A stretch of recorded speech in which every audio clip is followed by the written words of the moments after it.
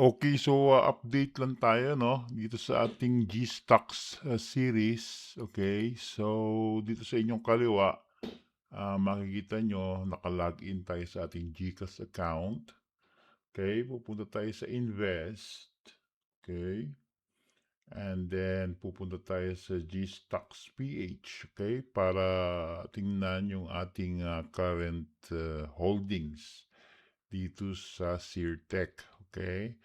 So, ito'y parang, pangatlong video na dito sa series natin ano, okay. And so ayan, makikita ninyo na, ngayon we're up 9% na 'no, okay, since kahapon, right?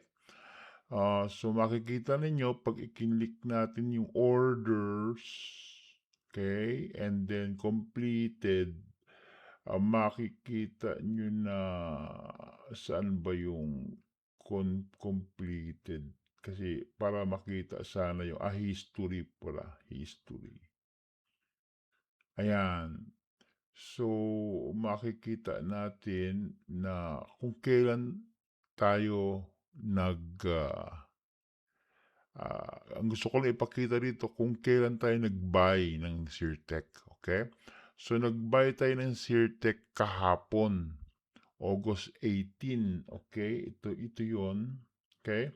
So, makikita mo diyan, ayan, na-filled yung ating, buy order sa Seartech, okay? Ito yung exact date, no? Kahapon, August 18 at around 9:43 AM, okay? So, nag-buy tayo ng Seartech, okay? Pinakikita ko lang para alam nyo kung kailan talaga natin siya binili, okay? So, nag-back lang ako and nandito na tayo sa home, okay? So, ngayon, so ito na nga, roughly 1 day lang, okay? 1 day lang ang nakalipas kasi kahapon ng umaga, 9:44 nag-buy tayo and now we're up 10% na, 11% na. Ayan, nakikita nyo. This is live, okay, ito yung sa kanan, nandito yung daily chart ng Seartech. This is a live dahil may market naman today. Okay, so ayan, nakabili tayo dito sa banda rito, 149, okay. Saan ba yun tayo nakabili? Saan ba tayo nakabili? Ah, so, nakabili tayo sa presyong 133. Okay, doon tayo nilagay ng market sa 133. Okay, ayan, 133. So, 1.33, yan. Diyan tayo nilagay ng market, okay? Pinakikita ko lang sa inyo para at least aware kayo, no? So, dito tayo nag-buy, okay? So, ayan ang kasalukuyang ano natin, holdings natin and ayan. So, ito yung buy natin, ano? Lakihan ko lang para makita ninyo, no? Kasi marami kasing nag-aabang sa atin dito kung ano na ang situation nitong ating trade, no? So, dito tayo nakabuy sa 133 and right now, ang market ay nasa 148 na. So, kaya definitely kumikita na tayo ng ibaba ko lang dito, okay? Balik tayo, we're up 10 uh, ano na, percent na. Okay? So, 10%. Yan ang kagandahan, ano? At kita mo naman yung ating signal, no? Up lahat, no? Up lahat. Okay? Hindi natin magagawa yan kung wala ang tulong nitong ating Pedro PSE signal. Okay? Kasi sa trading, ang hirap-hirap mag-trade pag wala kang gabay. Okay? It's like driving a car na wala kang side mirror. Okay? Ang hirap-hirap nun, wala kang rear mirror, wala kang side mirror, drive ka lang ng drive, hindi mo alam, 'di ba? Mahirap. Okay? So dito, sa tulong nitong ating Pedro PSE Signal, nagagawa nating mag-trade sa PSE kahit na zero knowledge tayo. Okay? Zero knowledge, ibig sabihin, may GCash ka lang, okay? May GCash ka, mag-open ka ng GStocks PH sa GCash mo. Tapos pag na-approve na yung GStocks PH mo, maglagay ka lang ng 500 pesos or 1,000 pesos. O kung magkano man ang gusto mong ilagay na puhunan, ah, tapos wala ka namang alam pa, bibili ka ng stock, hindi mo alam ang bibilhin mo. Kung meron kang ganitong tool, no, katulad itong ating ah, Pedro PSE Signal, alam mo kung anong stock ang bibilhin mo. Okay? Hindi mo kailangang alamin kung ang stock ba na yan ay maganda ba fundamentals niyan, maganda ba valuation niyan, yung technical analysis ba niya pabor sa'yo, o kung ano man, hindi mo na kailangan 'yon 'no. Ang kailangan mo lang ay ang Pedro PSE Signal because itong app natin ang magbibigay sa iyo ng signal kung anong stock ang bibilhin, okay. Take note dito sa stock ang dami 'no, over 260 plus 65, 265 stocks ang meron sa PSE. At yan naka-sort na yan. So, 'pag binuksan mo 'tong app na ito, ang unang-una mong makikita diyan ay yung stock na the best bilhin, okay? And then ang susunod yung second, which is in this case, second is Ion, okay? So, if we refresh it, makikita mo na magpapalit yan, okay? Yan, loading Ion, okay? So, ayan, ito ngayon ang stocks ng Ion, which is okay din. Ang average move niya was 6.50, okay? Kaya okay din bilhin tong Ion na to. In fact, pag pumunta tayo sa Ion, okay? Tingnan natin ang Ionix. Okay, so ito siya, ayan, yan ang Ionix, oh. So imagine kung nakabili ka rito, ito yung ngayon August 19, remember, nire-record natin ito, August 19, Wednesday, and open ang market. So kung nakabili ka dyan, somewhere here, sa open, or kahit kasi pagka-open, medyo bumaba pa siya, kung somewhere ka dyan nakabili, dahil nakita mo sa app na maganda, nagpa-profit ka na ngayon, okay, by this much. Okay, kung kunyari dito ka banda nakabili, so you are now profitable today by around 7%. Can you imagine that 7%? Okay, para ka naka-MP2 nun, okay? Yung mga investors ng MP2, happy na sila na magkaroon sila ng 7.2% na kita or tubo sa kanilang puhunan sa loob ng isang taon yun. Okay? Yung Pag-ibig MP2 sa loob ng isang taon yun, yung 7.2 na promise. Okay, in fact, hindi guaranteed yun kasi an average na 7%, pero more or less yun ang projection.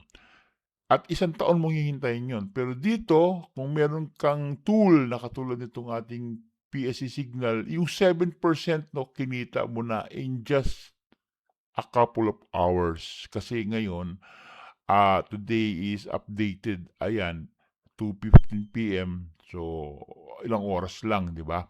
Sabi mo na isang araw, kumita ka ng 7% kung meron ka nito. No? Pero hindi ito ang tinrade natin kasi ito'y pangalawa lang. Nakasort yan eh. Ang tinitrade natin ngayon ay ang tech because yan ang unang-una. Okay, i-refresh natin.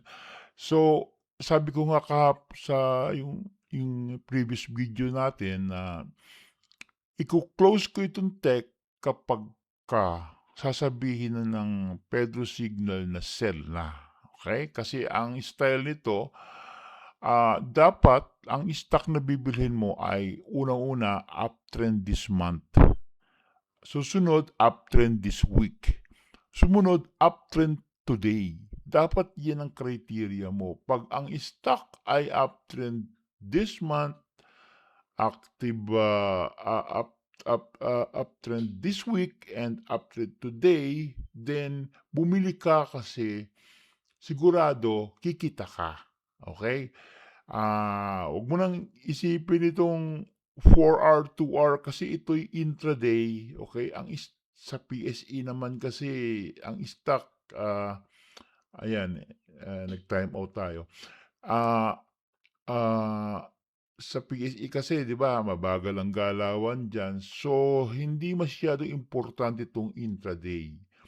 Ang importante is yung today, yung araw na 'to. Ano ba ang ano natin, signal natin sa araw na ito? Buy ba or sell?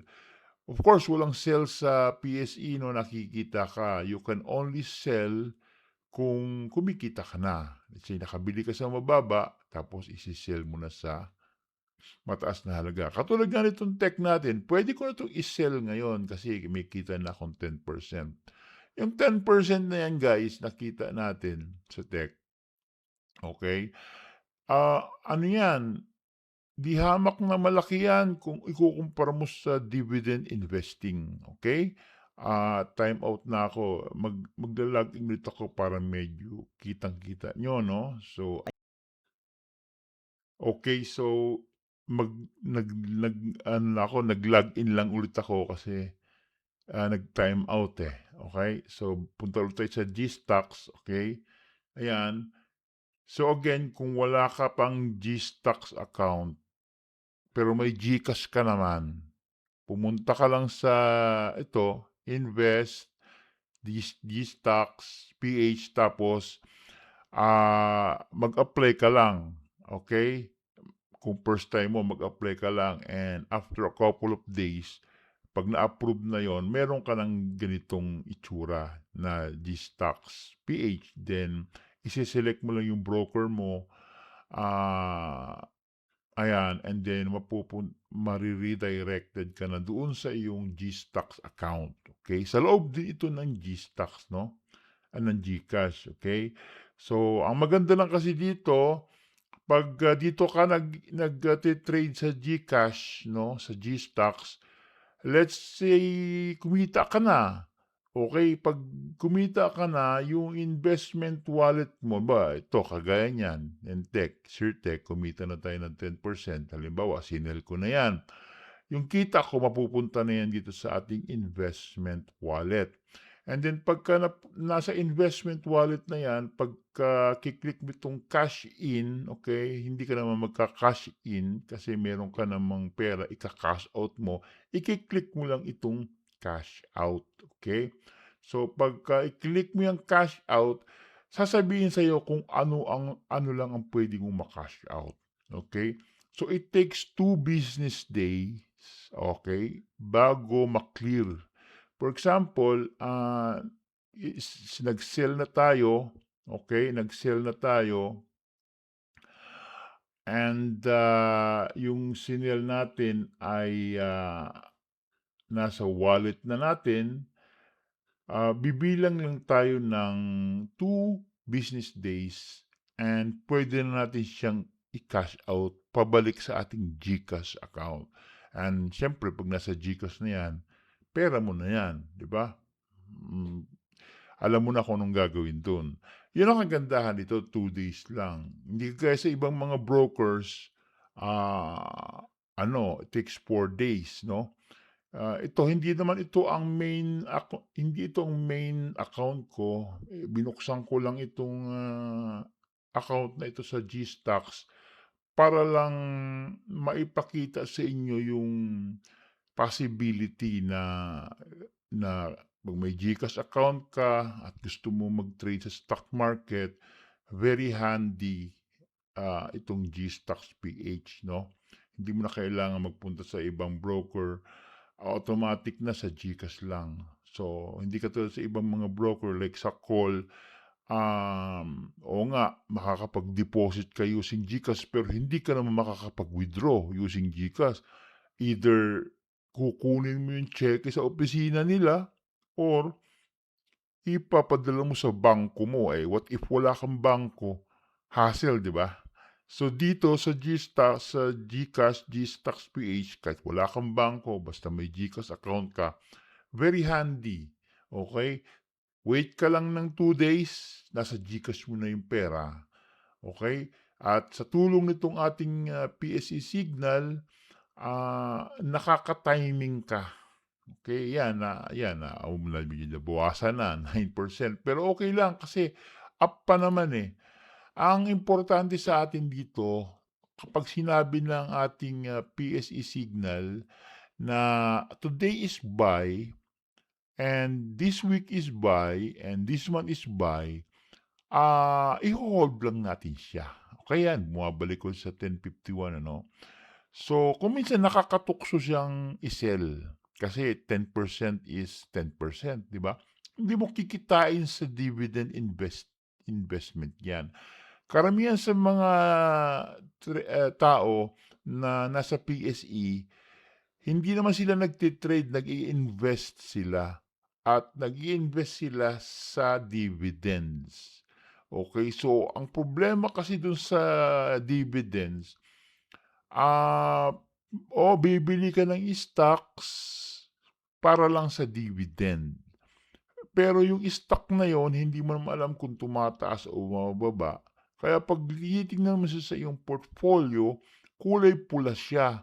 It means down ang stock. Kapag down ang stock, hindi mo siya magiging pera. Hindi mo siya ma-sell kasi masi-sell mo, why not? Pero talo ka doon, di ba? So kaya yung iba hindi nila sinisell, hino-hold lang nila. So nakatali yung pera nila doon sa stock na yon, pero may dividend sila. Okay? At yung dividend na yon, pag tinuos mo yon sa isang taon, nasa mga 5% lang ang kayang ibigay sa iyo noon sa pera mo. Okay? Averaging about 4% up to 6%, pinakamalaki na. Ganun lang ang kitaan sa dividend eh. Ang hindi ko gusto sa dividend, okay, hindi naman sa sinasabi kong hindi okay ang dividend, no. Yung kasing dividend investing, ginawa yan sa mga taong may pera na. May pera ka ng malaki, may milyon ka na, bilyon ka na. At yung gusto mo, yung pera mo, wag mabawasan. Nami-maintain mo lang yung pera mo, pero hindi naman siya bumababa, pero tumutubo konti. Yun ang magandang dividend style. Halimbawa, let's say, bilyonaryo ka, or multimilyonaryo ka, meron kang 100 million, 200 million. Okay, ilagay mo sa stock. Wala kang pakialam kung yung stock na yun tumataas, bumaba, pero may dividend ka. Okay? Okay yon kung may pera ka na. Kasi yung dividend investing kasi guys is a capital preservation.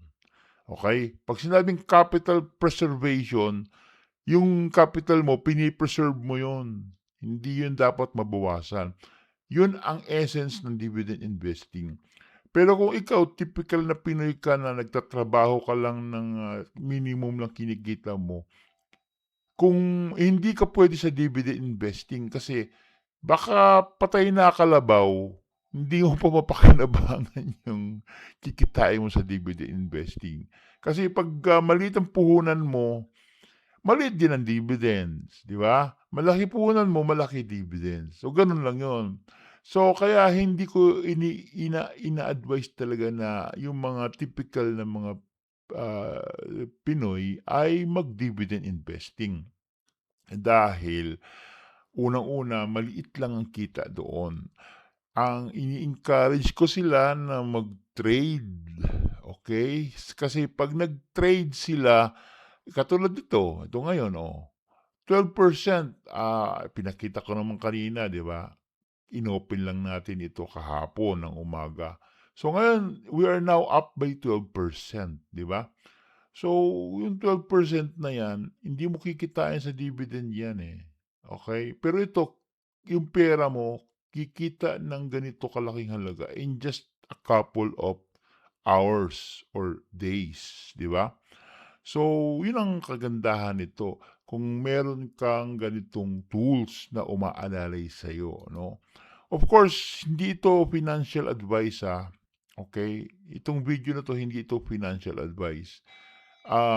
Ipinapakita ko lang dito, okay, yung, potential, okay? This is for educational purposes only. Of course, I'm using real account, I'm using live money, and I'm trading live, pero hindi ko sinasabing, gayahin niyo ko, okay? Kasi this is not financial advice.